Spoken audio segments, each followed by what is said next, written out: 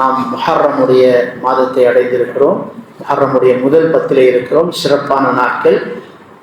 இந்த முஹர்ரமுடைய 10ஆம் நாள் ஆஷூராவுடைய நாள். இது மிக சிறப்பான நாள்.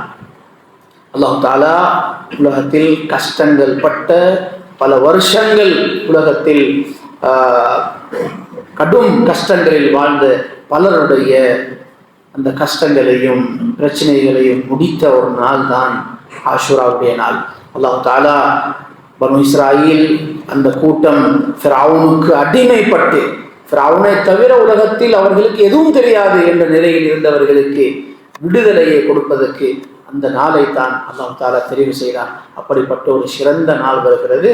அந்த நாளில் நோன்பு பிடிப்பது மிக கண்டிப்பான ஒரு சுன்னத்தாக இருக்கிறது. நபியுல்லாஹி ஸல்லல்லாஹு அலைஹி வஸல்லம் அவர்கள் அந்த நோன்பை பிடிக்குமாறு நமக்கு கட்டளையிட்டிருக்கிறார்கள். ஆஷூராவுடைய தினத்தில் நோன்பு பிடிப்பதனால்